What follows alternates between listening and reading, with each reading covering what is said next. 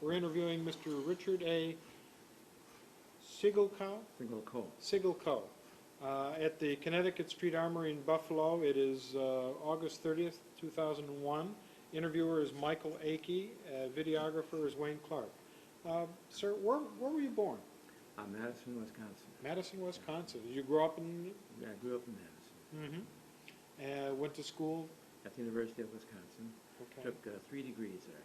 Oh. My bachelor's degree in history and journalism, Mm-hmm. and then my master's and my PhD in counseling psychology. And where were you? Do you remember where you were when Pearl Harbor? Yes, I do. I was in Camp Blanding, and we were living in tents, and it was kind of cold at nights there. And I hate to admit this, but I was playing poker, cards, the hearts of poker. I was losing money when I heard about it. And I'm the only man, I guess, who can say that he lost money, who will admit he lost money playing poker in the Army. I won about half of it back, but the war didn't last long enough. So you're already in the service. I'd already been in the service quite a while. I'd been in since August, the previous August. Okay, so now were you in the National Guard? No, I was a selective service volunteer. Okay. But I volunteered primarily, although I come from a family which mostly Civil War veteran for a grandfather.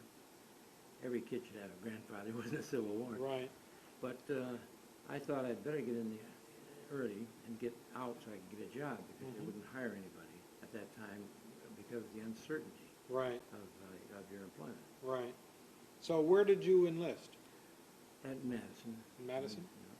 Went to Chicago, and they sent me down to Fort Bragg, Okay. the Field Artillery Training Center. And they fooled around with all kinds of things. But they sent to a clerical school. But when I got out of the Fort Bragg, I went to the 43rd Division. It was the 152nd Field Artillery, and that was a National Guard outfit. And everyone knew everybody else. I mean, they were. There was no hope for the two of us who were selective service now. Really? We had every bad detail you could imagine. In fact, one day, after a bad week when I had kitchen police and a few other things, they were short a worker on the detail to pick up garbage. And so I was the only guy on that team without a big P in my back indicating I was a prisoner. I remember, in fact, I got my best advice there from a fellow. We were lifting a garbage can up and putting it into some kind of a deep pit or a hole or something. I can still see him now, about 8 feet tall. He could have thrown me in the garbage can and he said, "What are you doing time for?" Well, that was a good question. I thought to myself, I better get out of this. And so that began my thinking toward getting to OCS. I should have said I knifed the guy, but I didn't. Where'd you do your basic? Let's go back. Field Artillery in Fort Bragg. Okay. Yeah. What was that experience like? Oh, it got into a routine. It wasn't bad. Once it's into a routine, and the sunsets are very pretty in North Carolina. But it was okay. So did you like the field artillery? Well, I was a fatalist. I felt if I was going to be there, I'd be there. But after hearing those 155 howitzers a little bit, I was hoping I would get out of being a cannoneer. And you joined this National Guard unit. Now, where were they from? They were the whole northeastern section had been brought into the 43rd. I should have known I was going to be in trouble because they called them the Yankee Crackers. So I should have known at the outset I was going to be in real trouble. But it was a family affair, and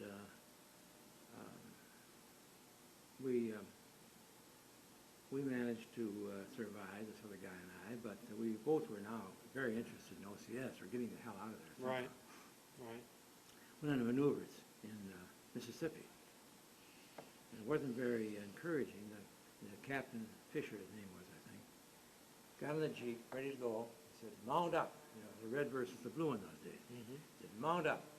He hadn't even sat down in the chair when we were surrounded and captured immediately by the opposing forces. I mean, it didn't give my, Didn't bode well. it didn't bode well for the future. What did you think of some of the National Guard officers? Well, one was a theater usher back home, who insisted on having a man make a bed for him in his Jeep all the time. So I think some of those guys might have gotten, under some circumstances, might have been a target for some of their men, but they were not particularly strong. Captain Fisher was okay, nice guy. And of course, in my case, the maneuvers were sleeping out there in the rain, the mud. But I felt if my grandfather could go through this in the Civil War, and he was down south then, I could certainly survive World War II. What did you think of the South being from the Midwest? Well, I come from a fairly liberal background, and of course the treatment of the blacks was always discouraging to me. I mean, they couldn't get on the bus to go to town. It wasn't much of a town to go to, but that bothered me a bit. And what could you do, you know? So when did you get your opportunity to go to OCS? Well, you know, they say that sometimes luck, good fortune, makes your future.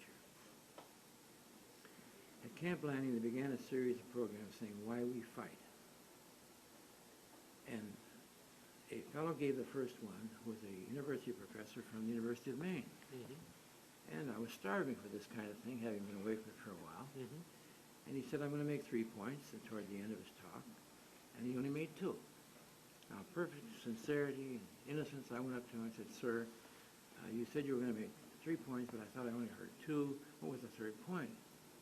And I hear him, you know, I was the only guy in the whole thing that took notes. And he was sort of surprised. He said, "You know, you're right." He said, "I didn't make the 3rd point." And he asked me my name, but he didn't get it. I knew it wasn't on me anywhere. And he asked what my background was, and I said I was a history and journalism double major at University of Wisconsin. And I forgot about it. About a week later, I was called down to his tent. And it showed he had to go to some lengths to get my name. He had to go ask somebody to go through all the service records from that whole darn outfit in the field artillery, and find the guy who was from Wisconsin with a history major. They found me. And he called me in because they were going to have enlisted men give some of the talks for the morale purposes.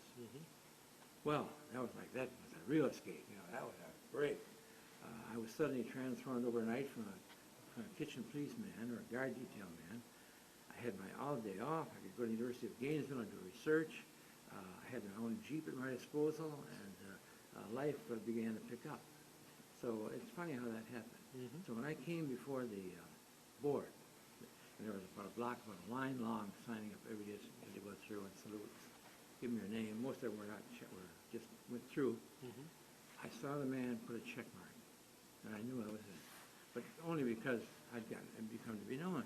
If I hadn't had that break of giving those lectures, and I guess they must have gone over okay, I would be, I'd have been probably a private yet. What, do you remember the themes of some of your lectures? Oh yeah, well one was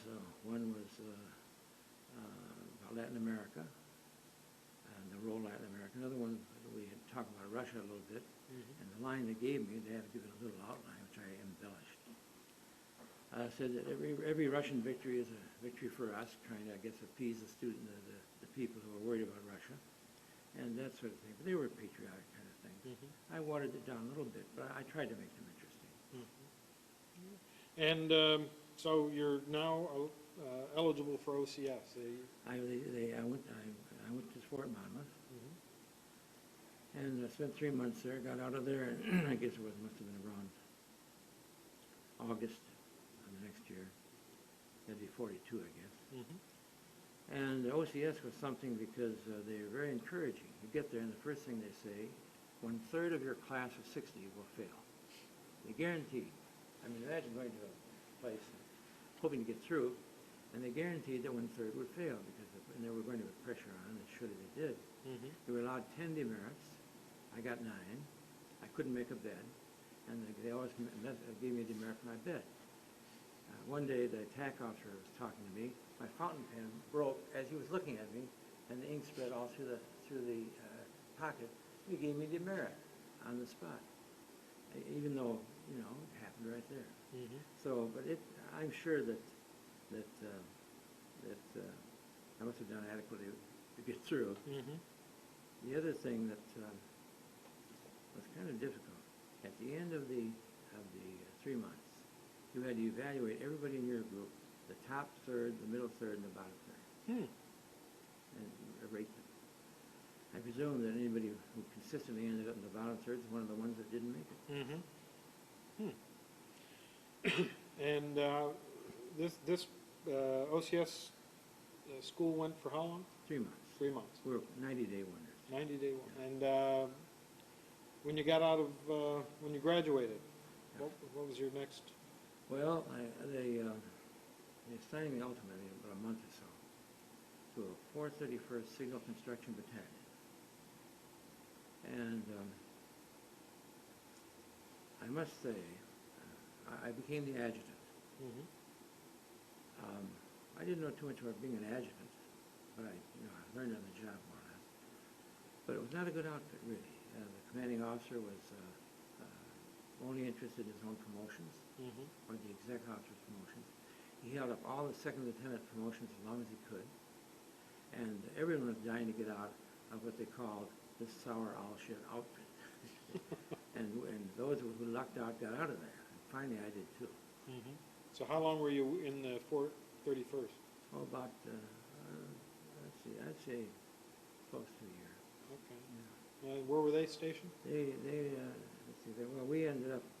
I'm trying to remember where I picked them up. I know we left out of New York. I can't remember exactly where. Okay. Maybe it's deliberate. Maybe in a Freudian-like way, I've forgotten about that. You never went overseas with them? Yes, I did. Oh, you did go yeah, overseas you bet with we did. Okay. And we went overseas to Queen Mary, Oh. which you might think would be nice, but the theory was that it could outrun any submarine. And so it had no escort, which also worried some people. And as we sailed out of New York, and I saw the Statue of Liberty for the first time, I thought to myself, all the people waving as we left. I thought, now, what's going to prevent some Nazi agent from calling Germany and saying that the Queen just left the port? Mhm. In any event, the men all said, oh, it's a big ship, we won't get seasick. But of course, I've got news for you, they all got seasick. 16,000 men below decks, something like that. 7, 8 tiers high. And the officers had the temerity to complain, because they were cramped in 8 or 9 or 10 to a stateroom, if they should have been down below, that would have been interesting. And also, we all took turns going down below. And we all got seasick. Mhm. The only man who conquered it was a guy named Boston, Lieutenant Boston. And he remained drunk throughout the whole tour.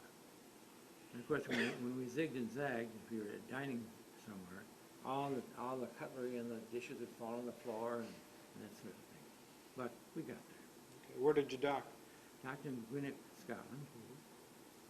Went down to Watersham Air Force Base, Gainsborough country. Dickens put some of his work down there, and it was pretty nice. It looked like a pretty nice assignment. Mhm. Although we got a real shock about a month later. It came in September. We're there in September, and about a month almost to the day, we had the men. The colonel had the men sleeping in the hangar. They're out in formation. A German plane came over, dropped 3 bombs into the hangar, right through the roof. They didn't go off. Now, if they had gone off, right off we'd have lost a lot of casualties. It would have been terrible. And they didn't go off. Somebody said later they were filled with Czech newspapers. And so they must have been sabotaged. And if they were, I thank the Czechoslovakian people for doing that. But it was kind of a frightening experience. What does a Signal Construction Battalion do? A long line construction firm. Okay. They do underwire. We were pioneers in underwire cable and also long line construction with telephone wires and so forth. And your position is the adjutant, Adjutant, yeah. and you did primarily what? Well, adjutant is kind of the administrative right hand of the colonel. Mhm. He's the alter ego of the colonel. He signs orders in the name of the colonel. He's in charge of all correspondence and records. He has to know Army regulations pretty well. He is in charge of setting up training programs Mhm. and supervising the training program. Has to evacuate, care for and evacuate casualties because he's in the rear echelon. He's a commanding officer of the rear echelon. So instead of going in D2 or 3, he goes in about D10, which was I suppose, a break.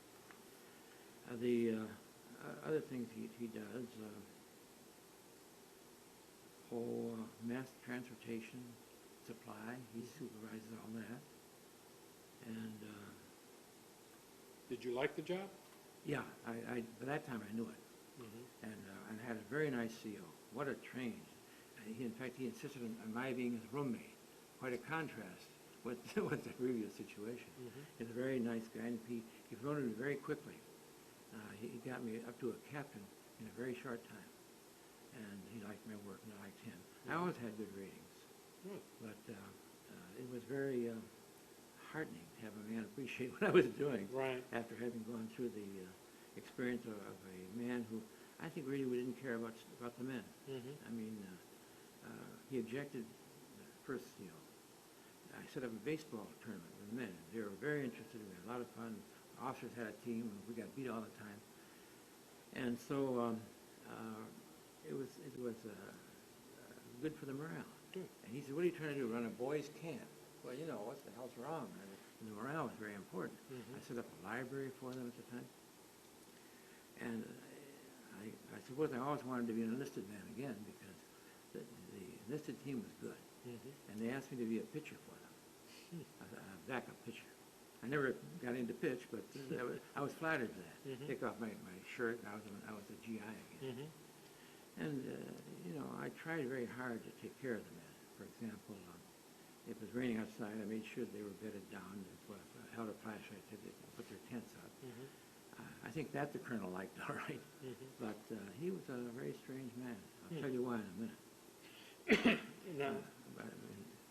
Because I'll go into the story now before I forget. We were at Iran, invasion of North Africa. And we'd been there a short time, and one of the officers escaped. Lieutenant Haley escaped. His replacement came in, kind of a green, brash, young second lieutenant. And immediately I knew the colonel didn't like this guy.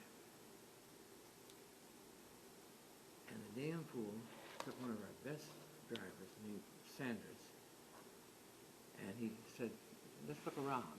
He didn't know what the front was or anything. And he didn't know that this white flags marked a mine area.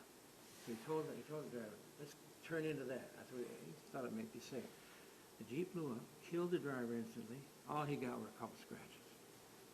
That was our first casualty. And in a small group, so we're a separate battalion. We're assigned all over. We're assigned to the Air Force, sometimes the Army. You only have two companies, the headquarters company. And it's very sad when you lose one man because you knew each other a lot better than you would in a huge group. And of course, the colonel should have court-martialed that guy. And we thought he would, but he didn't. All he did was transfer him out. I've never figured out why, because he was not a kind man. But I realize now he didn't want to be stuck with it. If the investigating officer would say, "Well, now you're ultimately responsible. What instruction did you give this man relative to driving around the area?" So he quietly had the man transferred out. But I've often thought about it. One of the saddest. Remember, we buried him in a makeshift grave right next to a German cross. I'm sorry I got ahead of No, that's quite all right. What was England like? England was great. I wasn't married then, so I could date a little bit. And being an officer, of course, had its great advantages. And we'd go to Ipswich quite a bit. I got to London several times. In fact, they made me the base adjutant for a while, which was a great break. I escaped my CO that way. And it was nice to be in that area. I remember the most of all the blackouts. They really blacked out. You couldn't see anything. I don't know how we got back and forth from one room to another. One day, I got a phone call from a British officer. We were the only American unit left. They'd all been shipped out. We talked a while. And he gave me things. He said, "What's your name?" And I said, "Civil Paul." He said, "Canadian?" I said, "No, German." I started to tell him the background of my name, German. There was a long hesitation. And then he said, "Have I got the right number?" I still remember that crazy incident. It's a small thing, but I should write that up for the Reader's Digest. There you go. So the battalion was training while it was in England? Well, we tried to keep them busy. And of course, nothing worse than having troops unoccupied. And they've been pretty well sobered up by that bombing incident. One of our men, by the way, got the Silver Star because he volunteered to remove, to drive the tractor to remove the bombs. So that was a nice feature. Now, after you were in England, where did the unit go next?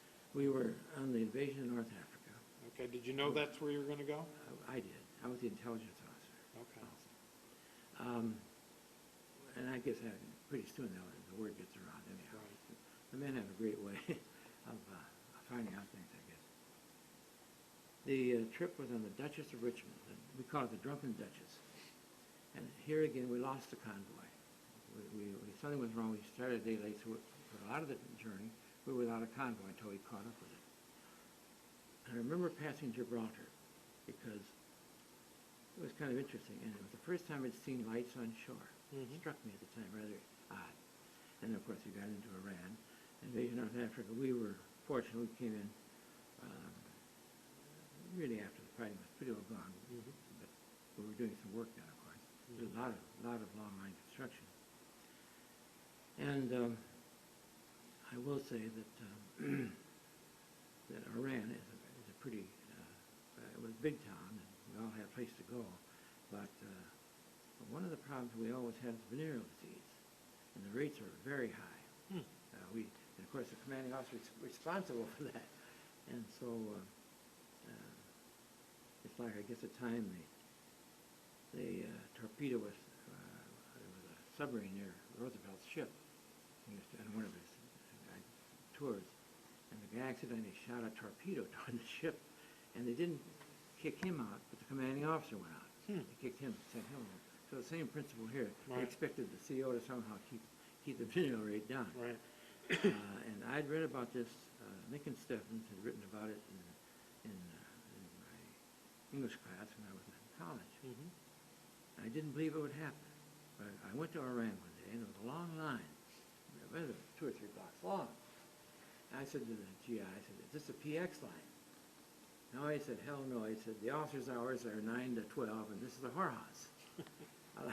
I didn't take advantage of the offer, but I must say that I never believed that many guys could line up in one line and do that, go through that.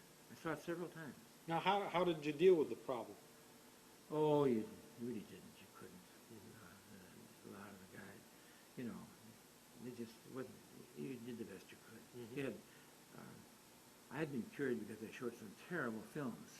The films weren't particularly well done, but they scared me out of my wits. And it lasted. Of course, I had no. It just wasn't very romantic to go to a place of fame. Now, I did date, had some very good, I'll tell you, platonic relationships with some women I met in England, and that was nice. And my wife found out about it later when she read the journal 50 years later. Now, what was life like in Iran, North Africa? Well, it was, the beginning was terrible. As we moved around, we got there. First of all, everything was all messed up. They'd given us summer uniforms. It's very cold at night in North Africa. We had no cots, no tents, no nothing. It was very muddy. We went to a place called Mud Hill. We called it Mud Hill. And the only way you could get some sleep was if you find a little tree, you could lean up against that, or you could lean up against a truck or something. If you're lucky and it had a truck, you'd jump into a truck. But we didn't have any equipment, anything. Nothing was there. And a sea ration. Day after day, a sea ration. And remember now, it's about Christmas season. And sea ration is so bad that after the war they had to force feed monkeys to get them to eat it. And they make this big stew. That's all we had primarily. And I'm talking to one of the sergeants. I was talking to one of the sergeants one day, and it was either Christmas Day or right after. And we were standing around feeling sorry for ourselves. And we said, well, couldn't get any worse. Just then, 4 airplanes came over straight to the area. And so he said, run for cover. Well, there was a foxhole near me, but the cook, who was a big fat guy, much heavier than I am, and he was there first. And I tried to get into that fox. I couldn't. I was still sticking up. And luckily for me, the plane circled. They veered off the other direction. But I've often remembered that situation. In fact, we got one of the planes. And that's why I think they quit going. But it was that was a nice introduction to things. Did you interact much with the native population? Well, that's the men kind of, they didn't know what the native population was like. One of the sergeants said, you know, these people in here for years, they could care less how this war comes out. You know, they've lived here. They see these old Arabs walking around. What they didn't know was the Arabs were very pro-German because Germans had promised them their freedom, freedom from French rule. And later on, we'd noticed that when German prisoners of war went by, the Arabs all waved at them. When Italian prisoners of war went by, they didn't do it. So, in fact, we were ordered not to go to the mosque, not to talk to the women, to observe them carefully. And of course, there were some problems with some of the men, not in our group. And we had a good group of men, by the way. But I think in a smaller outfit like that, where you're more intimate, you're able to get along better. Excuse me. Anyhow, that was pretty rough. And we went, but I got a break finally. I got transferred to a 439th just before we left the area we're in. And when I joined them, it was very hot. The Sirocco winds come in, they're very warm. The metal, it burns you to the touch, metal. And I couldn't have been happier. I couldn't care less. They had sea ration, sea stew there, and I loved it. This was another signal construction battalion? Yeah. I was just very lucky to get out. Even though this unit was going to be more involved in the action. Again, you came in as the adjutant? Yeah. And the second day I was there, one of the men kind of went berserk, and he took one look at the stew and threw it at the mess officer. And the colonel, the acting colonel, the colonel, the regular colonel, had transferred himself back in the lines a ways, and he came in later. Nice guy. We talked to the man. We didn't do anything with him. But that happened quite frequently. In New Wadisham, one night, a man went crazy, grabbed a gun, lined all the men up against the wall, and we had to subdue him to get it away. And that happened several times. Some man would just go crazy, grab a gun and try to do something. Luckily, no one was ever hurt. I guess it was just the pressure. Of course. Now, what was, the unit was laying line? Long line construction. Okay. Yeah, and we were pretty busy there, but then, of course, we were going into the invasion of Italy. And that was tough. So that was our hardest time. Came in at Salerno, and again I came in about D+10, but the company had to go in on D1 or D2, I think it was. We were cited for having maintained communication between the British 8th and the American 5th, and the British 8th Army, and they were under direct fire. We received a citation for it. And Italy, as a place to be, was tough enough because of this, but our problem with landmines. A lot of men were injured by landmines, and they were pretty clever. The enemy would put one mine obviously there, so you'd see it, and if you go to remove it, there was another one hooked up to it right behind you. You had to be very careful. And so, the worst day of my life, anyhow. it was in Italy. It was not at this, not at Salerno. We had a truck of 8 men, and the truck hit a mine. 4 killed instantly, and 4 wounded. And that's a lot of men to lose for a unit like ours.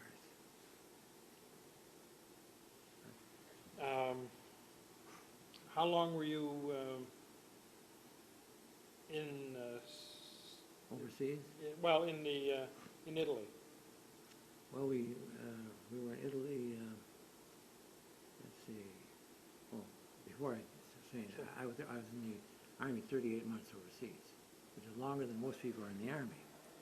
8 battle campaigns. Oh. So this was the first was Africa, second was Rome, Arno, Naples, Foggia, which is the one we're talking about now.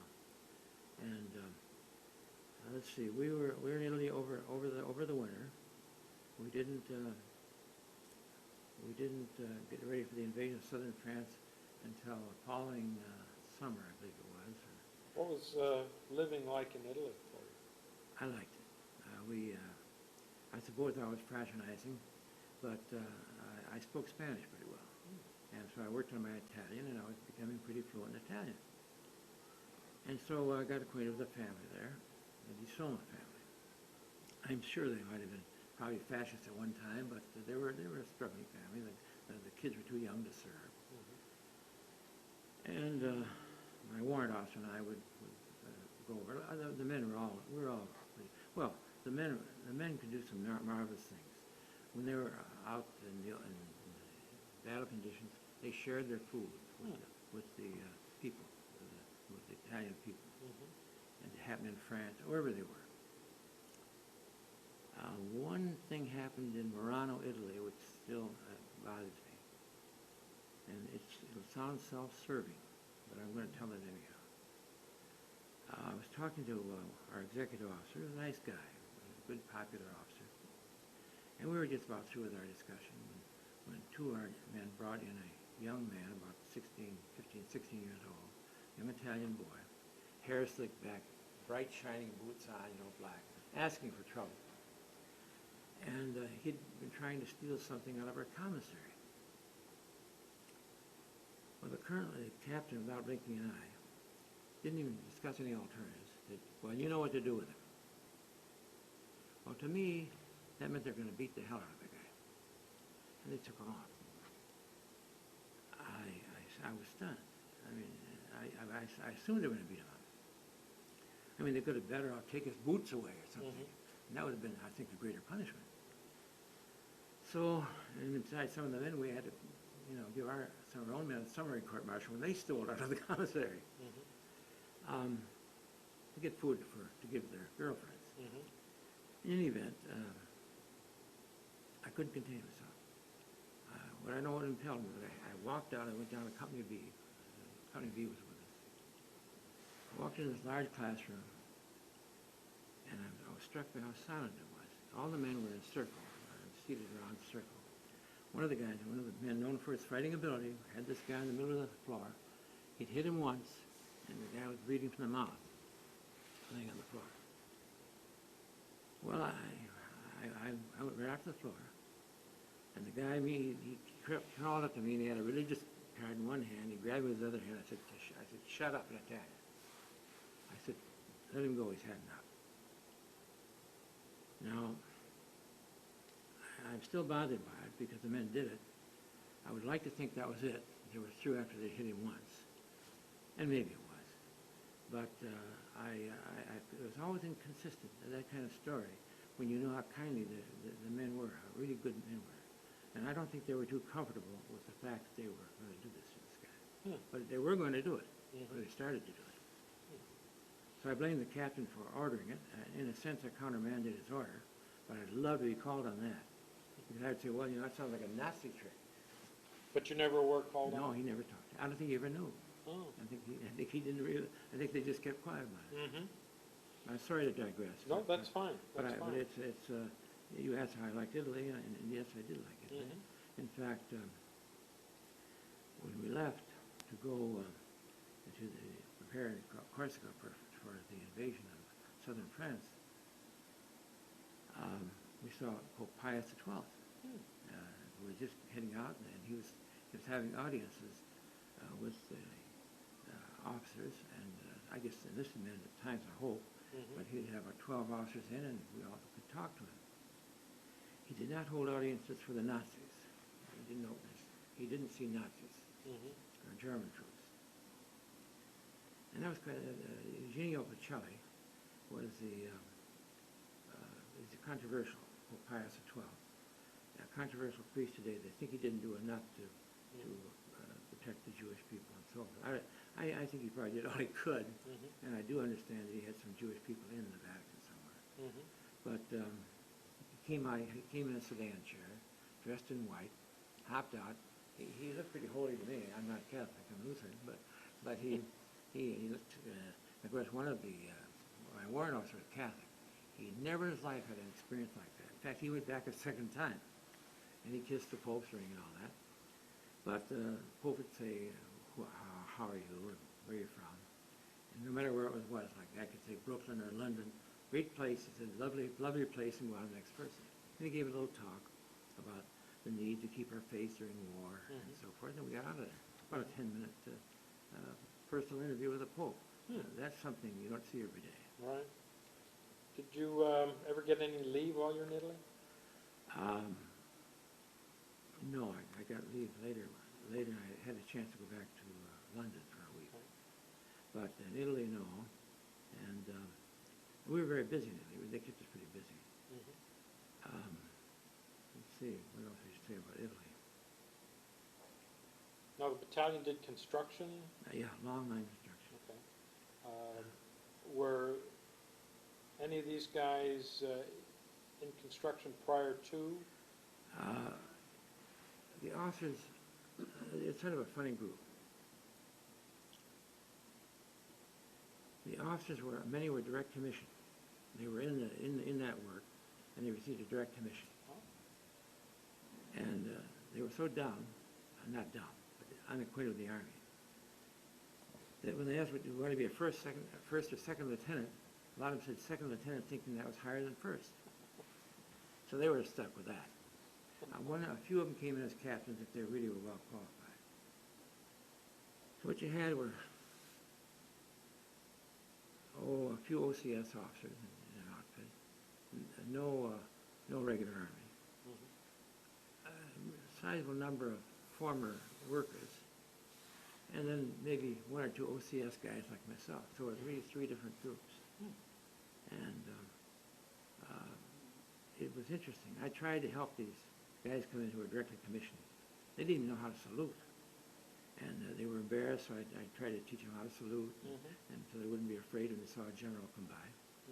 But it was a nice group, very nice group of men. So a lot of these guys really knew their business. Oh yes, they knew the line business, and that was important. Okay. Let me just see, one other thing in Italy.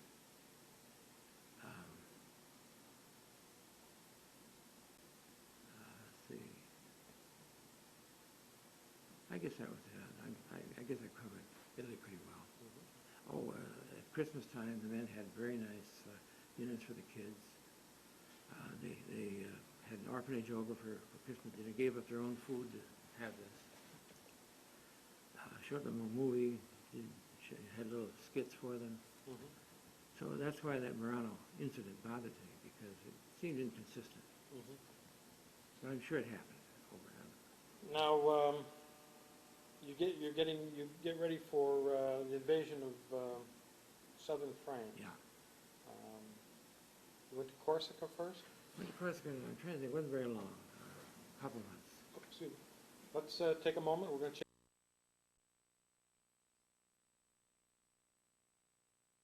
There long enough to get my picture taken. We went right through it. The Germans decided not to fight there. That was in 43, September of 43. So we're getting... That's the only thing I forgot. That's okay. Are we on the tape again? Yep, we're back on Well, time. anyhow, you caught my correction. That's fine. Sicily in 43, as long as we get my picture taken, and then, of course, we went to Corsica. What was... well, you weren't at Corsica for a very long No, a short time, staging area, and so on. But I did get a chance to go back in a general's plane, and I went back to Murano, and I could see a friend of mine there. I was going with a very nice woman. She was the daughter of a college professor at University of Bologna. And again, very, very platonic relationship. And I it helped my Italian immensely. And I had a chance to go back to see her, and that was very nice. And then I've been to Rome, gotten to Rome several times. And by the way, in England, I got to London several times. So that made it a very nice tour. Got to do some travel. And the first question on the plane, two-star general's plane, and a man asked another guy, he said, how is your liquor supply holding out?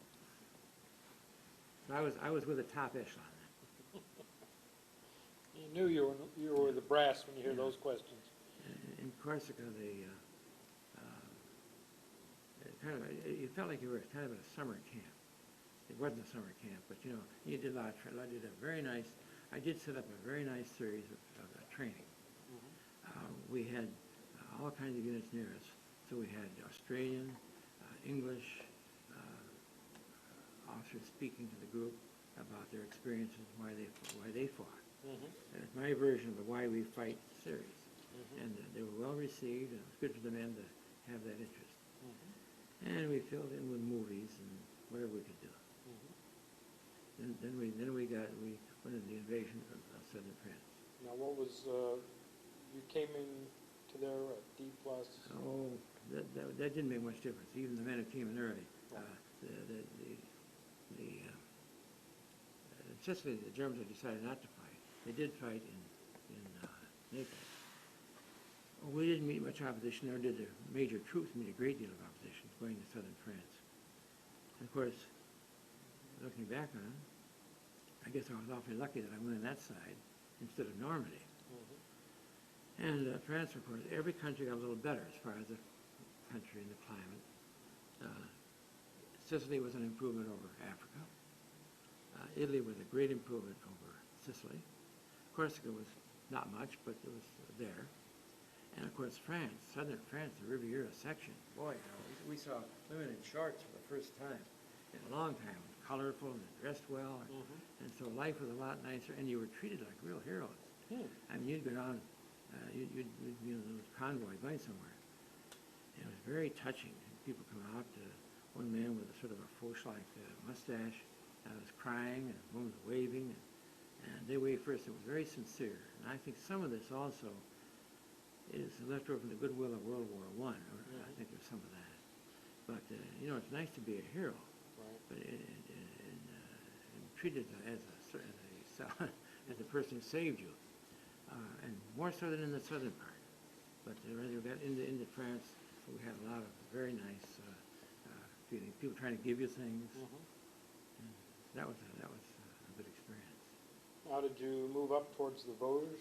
Yeah, in fact, we began to tag along after the Third Army and General Patton.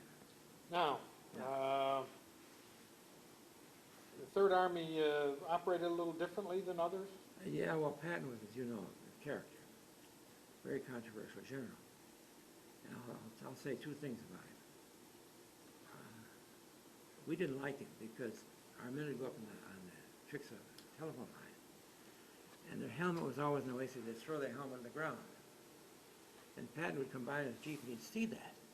He'd stop the Jeep right there and court-martial them on the spot because they didn't have their helmet on. Now, actually, it was kind of a nice souvenir to take home.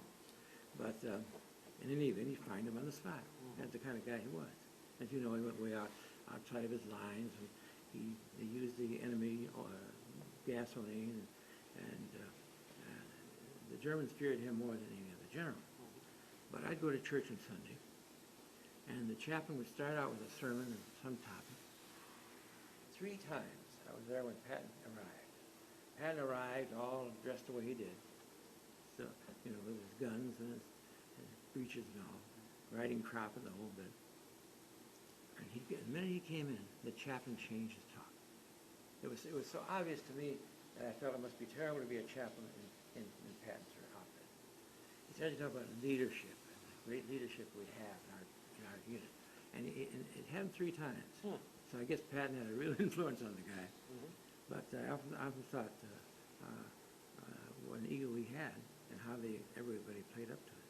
Now, did you have to behave or dress a little differently, you and Patton? Well, when you were anywhere near Pat, you certainly, you go to church, you dressed as best you could. And the natives always did the laundry for us. You give them the soap and they do the laundry. You did a nice job. We paid them for it. Then again, the officer had a lot easier time. I guess I felt kind of guilty being an officer, but it was a good guilt. So how was southern France for you? Well, again, your kind of country was nice, climate was nice. Got to Paris and so on. Saw the Follies, but there was a lot of cruelty there too. The Free French had emerged. Wherever you went, the Free French were there, putting up barricades, and of course, if you were a German and you were caught, you would never get to the stockade. I mean, there are stories a guy named Albergo told, and I guess he's telling the truth. A German was trying to pass himself with a Frenchman at a tavern, and they caught him. Instead of taking him to the stockade, they just come outside and throw him into a ditch and kill him. So the Germans always tried to get to surrender to the Americans, but of course the Americans had to turn them over to the French anyhow. So that Lord knows what kind of a life they led. They'd be in a convoy, the Germans. I should say a little bit about POW. Okay. In North Africa, one of the sergeants said, "I'd like to see what a German looks like. I've never seen a German." Well, we saw acres of them because they're all surrendering and coming in. Mostly a lot of Italians, but a lot of Germans. And so we saw a lot. But the story goes, the Italian prisoners of war were kind of relieved to be captured, and I believe that. I don't think Italy really wanted that war anyhow. And so the story goes that when one Italian POW escaped and returned later with two cousins to be caught again. In France, if a convoy of German prisoners going up the road, and the French saw them, they pretend to have a rifle and shoot, and the Germans would cringe because they were pointing an invisible rifle at them. So it was sad from that standpoint. Another thing which I thought was barbaric, although I understand it, they would shave the heads of any women who were associated with the Germans. I saw one with a Nazi design on her head. Well, I think it's a little barbaric. And who knows what the situation was, and that kind of thing. But the Free French were pretty, they were pretty excited, and I guess I would be too if I were in their boots. But I don't think it was. Well, I don't know. Maybe I thought that was a mistreatment. They could have banned her or something. Was the unit very busy in France? Yeah, we were very busy, and we did a lot of line work. Life was pretty easy for me then. But there is one thing in France that I did do. I kept a journal, perhaps illegally, but I was a journalist, and I was trying to get impressions. And I went through a battlefield in France just after 2 or 3 days later after the battle. And if I could read Please. from this, Go ahead. I got this little section. I couldn't describe it otherwise. It's dated 11 September 44. At Port de Valence, engineers had to clear a narrow path through thousands, one estimate is 3,000, of vehicles that had been trapped on the road and pounded by artillery fire, coastal guns, and fighter bombers. Bulldozers are still clearing up the area, and B Company reported 65 flat tires during their trip through the debris. The smell of death was all around us, and German POWs were used to move bodies and bury the dead. Rare views of relatively untouched countryside along the Rhone River are particularly startling when contrasted with roads and fields only a few miles away, where enemy forces were entirely devastated by parallel, unceasing attacks from unimpeded Allied air power in concert with deadly coastal guns. It is difficult to comprehend such complete destruction. I thought nothing could have been worse than Cape Bon, but I was wrong. The dead human bodies have been carted off, In their wake, strewn along the bombed-out highway, are shoes, guns, overcoats, dead horses, charred remains of immobilized tanks, helmets, gas masks, personal belongings, and fluttering papers. Giant bulldozers slowly clear a narrow path, creating an opening sufficiently wide for troops and equipment to come through and continue pursuing the enemy right into Germany. Knots of civilians arrived, hoping for better clothing. Once leading vehicles in a convoy were immobilized, the enemy was hopelessly trapped. Retreat was no option. Mangled remains of 3 trucks are jammed together on a bridge that drivers probably hoped to cross before it was knocked down. They might have been better off never to have tried. Confused soldiers on this road to hell and back, who frantically tried to construct foxholes in nearby fields, were more likely digging their own graves. I could never. You can see why I was a frustrated journalist. Mm-hmm. So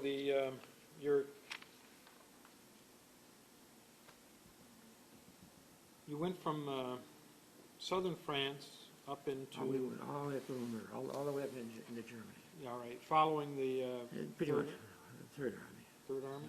And we were tied with a tactical air force too. Oh, I really? think it was the 12th TAC, but I'm not sure. Now you're. We're all, the thing about our unit, they were all over the place. For Okay. example, in Italy, we had a company at Anzio, and they were obviously subject to direct enemy fire. Mm-hmm. But Italy was, France was kind of nice. No girlfriends in France, by the way. Okay. We moved too fast. Mm-hmm. One night we even stayed in a castle, overnight in a castle. It was cold and damp. As we could settle down for a day and then gone. So a signal construction unit could be attached wherever it's Yeah, needed? wherever they needed. Was it directed at the Army level or Corps level? Well, most of the time we were tied in the Air Force. Oh, Why, I don't know. But there was a lot of special detachments, and they could break into detachments. It's a nice idea. They could break into little groups and be sent around. must have kept you busy keeping track of everything. Yes, it did. Administratively, it was a tough. I was very, very busy. Mm-hmm. In fact, I received a non-combatant, that Bronze Star, because Really? of the way some of that was done. So I won't mention it, but remember, it was non-combatant. Mm-hmm. That's So I was glad to get it, I'm sure. and probably didn't deserve it. Now who's your CO at this point? Well, I'm not going to mention his name. Lieutenant Colonel, very nice man. For example, I was his roommate most of the time. Mm-hmm. He was very friendly. Promoted me rapidly. I really liked this guy. We went to Paris twice. I went to Paris once with him. I went to Paris another time, just for university school, to learn about what was going to happen to the troops after the victory. I'm having trouble with this because the colonel, and I didn't know it, was on the black market. And he was selling gasoline. And he couldn't have sold very much. But when he left, I never confronted him about it. But I realized just before he left that he was doing this. What a damn fool. He did. And I was riding with him in a Jeep one day. I didn't even know what was going on. Mm-hmm. Why, he could have been court-martialed or ruined his career. That's why I didn't want to mention his name. Okay. But he was a very, very, I'd have been hard put to turn him in if I'd known. Mm-hmm. But he was really, I probably wouldn't have. But he was very friendly, and we were going to go to Capri together. He wanted me to join him at Capri. And the next day we had orders to move out, so we never went. So did he go last with the unit? They began to break it up. This is in Germany later when Okay. they broke us up at Edenkoben, and he left pretty early. Men were moving out pretty fast. Okay. But I have two things to tell you about France, about Germany. I guess we were just inside, anyhow, just around the time of the Battle of the Bulge. I don't know where we were. And we were still in France, I think, just in the border, back in Paris. And I was an officer of the day, which meant I had to be around all the time. Mhm. And Captain Buckley came in, and he said, "Oh, hell, it's New Year's Eve. Let's go to the tavern, only about a block down. Nobody will miss us if we go for 15 minutes." Well, my conscience told me not to do it. I said, "Oh, well, what the hell? You know, the war's over." And I went down, rather reluctantly, but I went down.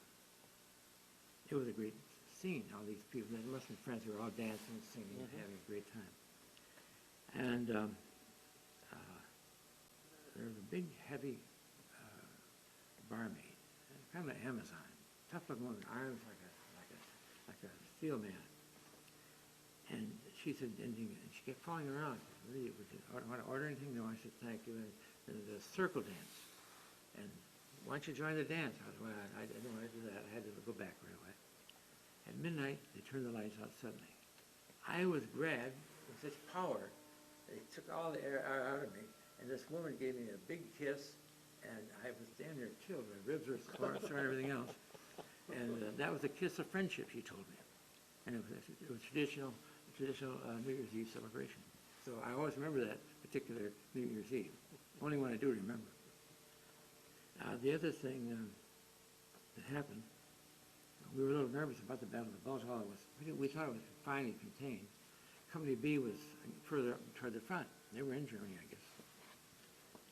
And they were showing a movie. And some guy comes up there, "The Nazis are coming, the Nazis are coming." And they panicked. Here are men who've been overseas 3 years, and they just ran they left their weapons, they got in the jeeps, they just took off in retreat. In fact, it was so bad the captain, his name was Velda, Captain Velda stood in the corner directing traffic, and they were so panicked, the last jeep rode by, I left them standing there. But they did remember to go back and pick him up. The projector's still running as far as I know. And then they got quite a ways off, and they found out that the Nazis had not been close to them. But that shows you, I think, what can happen. Now, was any of your unit brought into that? No, we just missed it. Just missed But we were very close to it. You know, you're talking about a matter of miles. Right. But they were closer than I was. Okay. So you got into Germany. Whereabouts did you go into? Well, Eindhoven, Germany, and then I'm near the end of my story because a Colonel Spear replaced. I shouldn't have mentioned his name either, but I did. He replaced this other colonel. Now this guy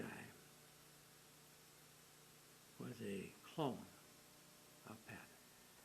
He dressed like him, carried a riding crop, all military, you know, and worse yet, he liked me. And I was the only guy he liked. And he gave the officers and men a terrible time. He didn't know he was doing it, really. I tried to tell him. He said, "You know, I'm volunteering to take this unit to Japan." Well, to men 3 years overseas, it's the last thing they wanted to hear. And as an officer, I'd have had to go with him. Officers didn't have any, you know, I'd have probably had to go if he really got it, pulled it off. I didn't like it either. But I had to be loyal to the guy. And you can't really very well resign in the Army. So I guess it would never have happened. But the men must have gone to the Inspector General. Because he showed up one day. Again, the line was 2 blocks long, the men testifying against this guy. I'd never seen anything like it. Overnight, he was ordered to go back to the States. Now imagine that. He tried to do his job. The men testified against him. In fact, the Inspector General asked me what I thought. Again, I wanted to see how things had gone. I said, well, he was a good officer, treated me well. He knew his Army, he loved the Army, but apparently some of the men misread his feelings, and that's what happened. And the Inspector General hinted that the men were suffering from sort of battle fatigue, and caused by him. So he didn't have to do that, you know, he didn't have to be that rigid. Do you think he would have been relieved if this had happened earlier in the war? Oh, no, probably not, no. No, and I guess he'd, as a commander, after all, the real reason I guess he wanted to go over, he'd written a new table of organization for the kind of unit we were, in which he would become a colonel. So that's his motivation, apparently. But I mean, I can't complain. He really was. In fact, after the first CO who, and after all, maybe I wasn't a very good adjutant. I was just breaking in then. All they gave me excellent ratings. I'm sure I wasn't as effective as I was toward the end. Sure. And this guy gave me the best rating of all. But then of course from there we broke up, the unit broke up. And although I had a lot more points than anybody else, finally they sent the enlisted men home first, which was great. And then we had to wait around, and they kept us busy. They had some very, very good programs. They tried to keep us happy with a lot of famous, I can tell you some of the people we saw later. But it was a long wait, and boring, even though it was called Top Hat. The place was called Top Hat. They even had ice cream, but which is quite in contrast to ice cream I had in France once. The warrant officer wheedled the sergeant out of a can of this sugared fruit cocktail. We put condensed milk in it.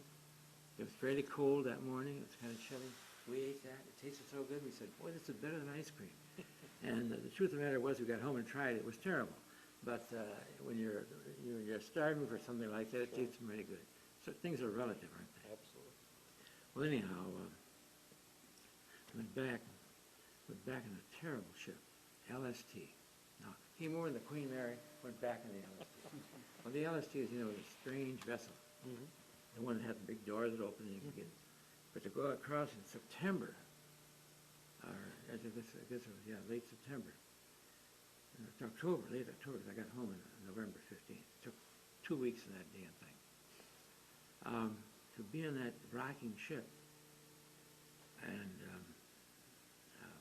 everyone is sick again. And all I remember, there was a piano bolted down to the floor. And there was a guy who knew how to play the piano, and he played Nola over and over. And I like Nola. I still like Nola. Every time I hear Nola, I think that guy playing the piano, that ship rocking around. Everybody's seasick. And yet we got back. The German submarine people called them Kaiser's creeping crawlers. Coffins. Kaiser's creeping coffins.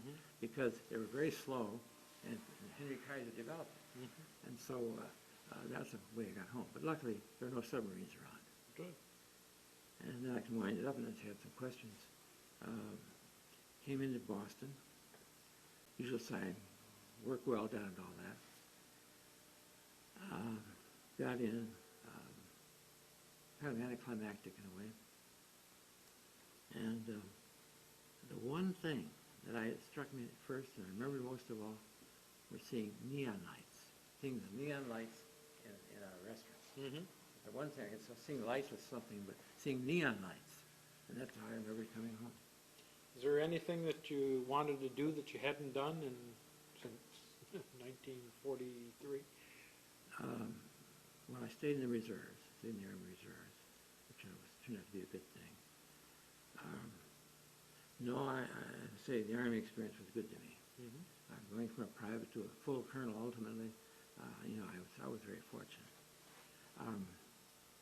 We saw a lot of famous people. Pope Pius XII, Eric Sevareid, people like Lunton Fontaine put on a play, which to the GI's credit, they really loved it. It must have been a great joy to Lunton Fontaine.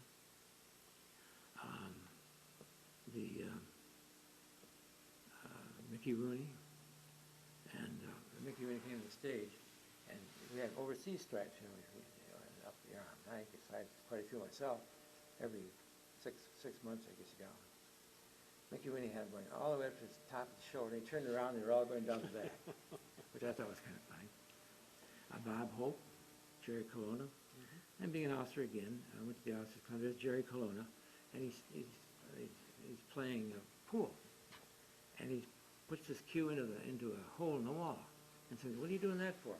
"I'm tickling the termites," he said. So Martha Ray, Joe Louis was in Corsica. I didn't see him, but he was there. Anybody else is worth? Anyway, you saw a lot of good people. So you went into the reserves, I went in the reserves. and what motivated you to do that? Well, again, as I say, everybody should have a grandfather in the Civil War. I come from a pretty patriotic fact. My father was the most militant pacifist I ever saw. He tried to enlist in the Spanish-American War, and he was too young. Tried to go in the World War I, he was too old.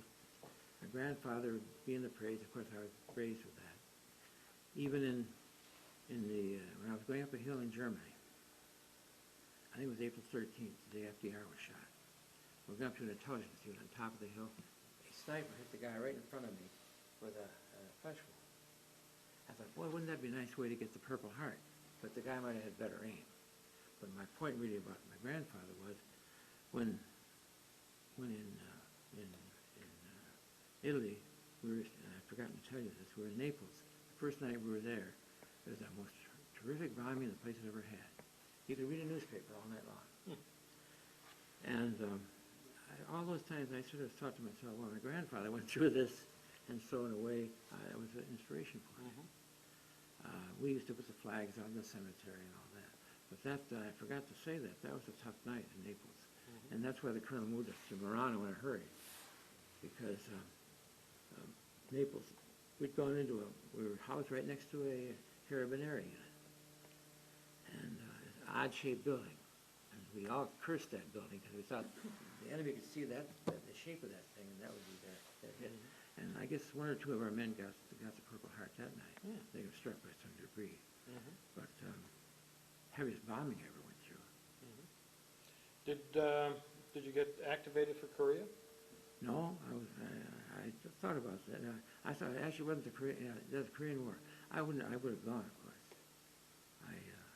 But they needed more technical people. They didn't. They had plenty of company clerks. So I survived that.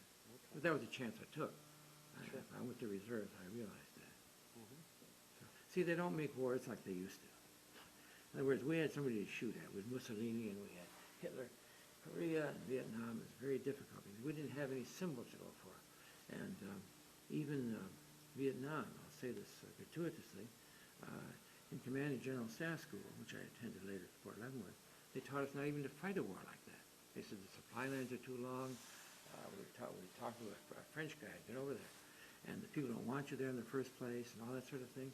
And yet here we were deeply committed to Vietnam, which I think we're still paying a price for.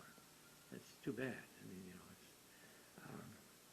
I was the vice president at the University of Buffalo during the unrest, and of course, that was all about protests over Vietnam. How did you handle that? Did the best we could. We handled it the best we could. University, I don't know why they wanted to attack university. It was the best place they could be. It was really a haven. And my policy was this. I was the vice president for student affairs, and I protected the right to dissent. In other words, they'd march around the fountain, and football players come by, I want to throw eggs at them, and I had the police on special duty to protect their rights. As long as they were peaceable. But once they began to, you can't equate a firebomb with appropriate forms of dissent.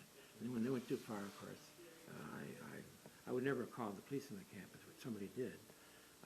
They called them at a bad time. Things were dying down.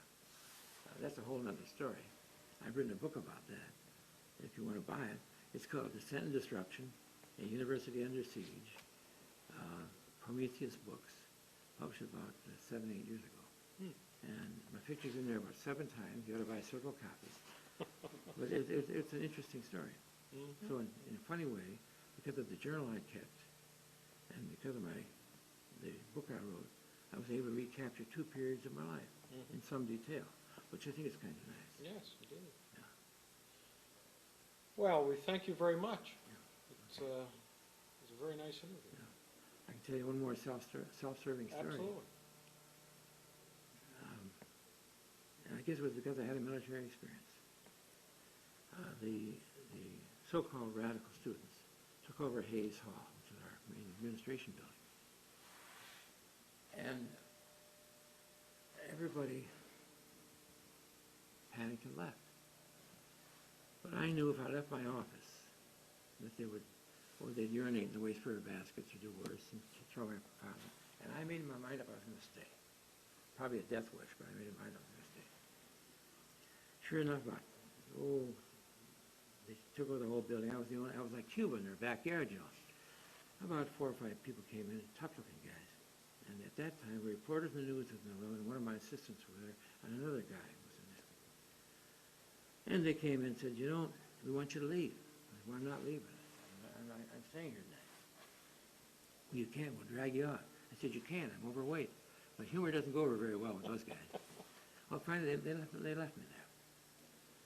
I locked the door, and I was sitting down. At one time, they threw a sort of smoke grenade over there. But in the Army, you're taught to pick the thing up and throw it out. I threw it right back out the window. That's a transom.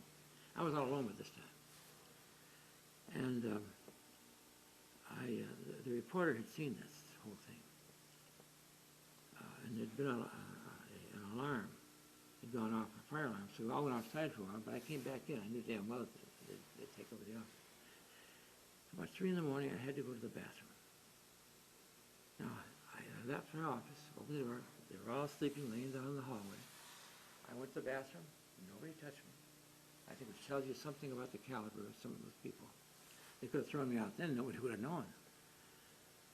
And I will admit that had somebody tried to grab me, I would have taken a shot at him. But they didn't.